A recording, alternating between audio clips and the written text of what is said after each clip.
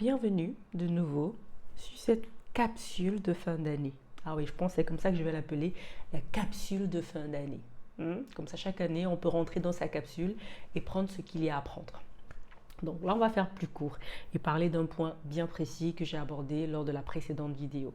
C'est le bilan. Tout commence par un bilan pour moi. Prendre le temps de se poser 30 minutes, voire 1 heure pour faire ce bilan.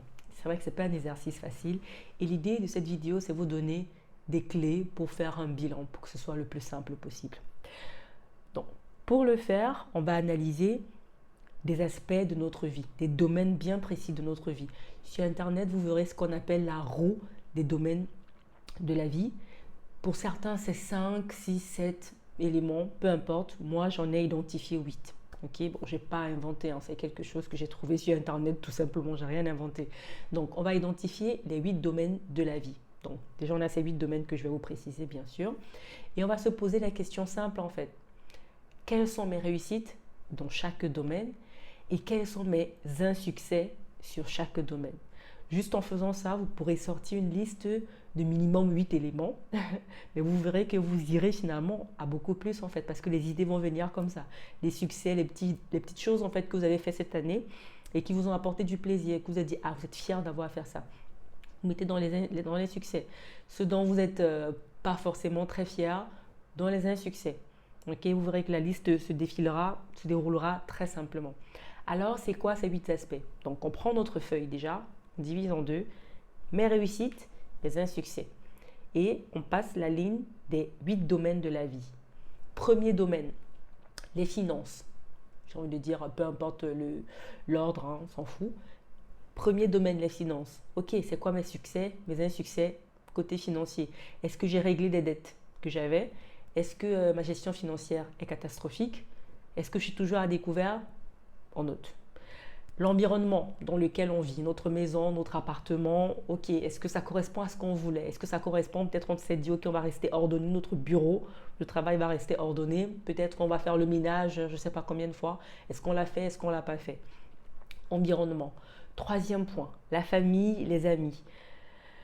Dans famille, amis, voilà, les parents, les amis proches, est-ce qu'on est en contact avec eux? Est-ce qu'on les a délaissés un peu? Est-ce que finalement on a passé beaucoup de moments avec eux, on a planifié des sorties? Succès, insuccès. Les loisirs, est-ce qu'on a pris plaisir? Est-ce qu'on a abusé des loisirs? Est-ce on a trop fait la fête? Est-ce qu'on a trop profité? Ou on n'a peut-être rien fait? Moi, finalement, quand je faisais le mien, je me suis rendu compte, en fait, j'ai pas énormément fait de loisirs. J'ai pas énormément pris de moments où je me suis dit, allez, ça c'est pour moi, je vais faire ça, je vais faire. J'ai pas fait ça cette année en fait, c'est fou, mais côté loisirs, j'ai vraiment eu un creux, un vrai creux. Ensuite, le couple. Si on est en couple, bien sûr, le couple. C'est quoi la relation dans notre couple? Est-ce qu'on a passé des moments ensemble? Est-ce qu'on avait pour objectif d'améliorer notre relation? Est-ce qu'on avait pour objectif de passer plus de temps ensemble? Donc, on met tout ça. Et après, derrière, ça pourrait être la solution, c'est OK. Est-ce qu'on a planifié ça, par exemple? Est-ce qu'on a pris le temps de planifier ça en avance?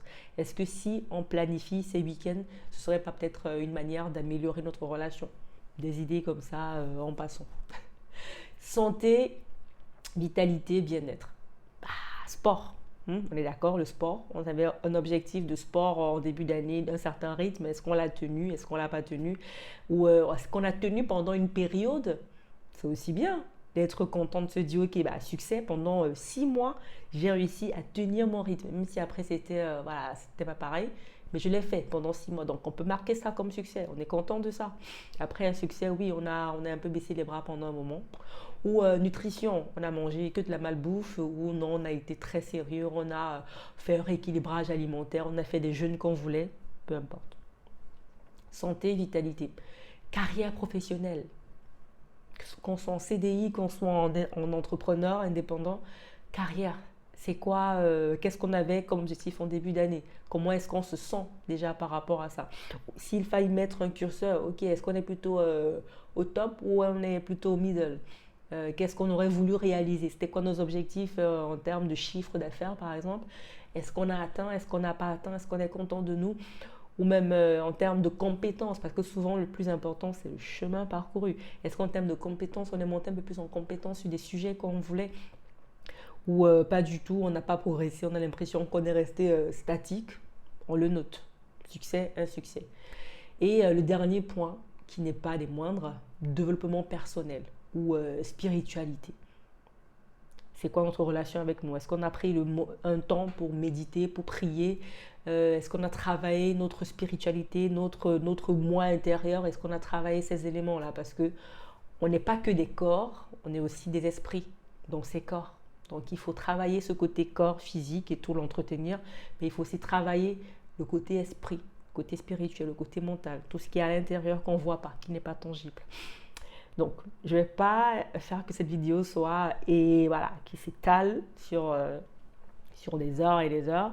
Donc, succès, insuccès, je pense que juste en prenant ces 8 points et en identifiant quels sont les succès sur chaque point, quels sont les insuccès sur chaque point, vous aurez déjà une belle liste. Et après faire petit pavé, bah, qu'est-ce que j'en tire? Qu'est-ce que je veux améliorer? Qu'est-ce qui n'a pas marché? Pourquoi ça n'a pas marché? C'est quoi le contexte et tout?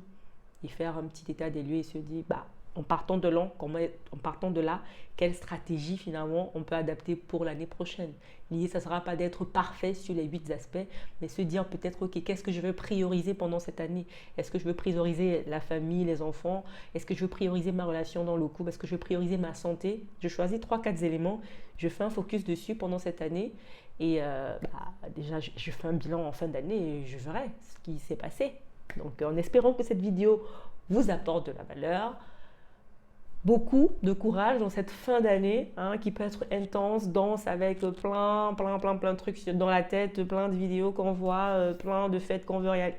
Bref, beaucoup de courage à vous et à très vite.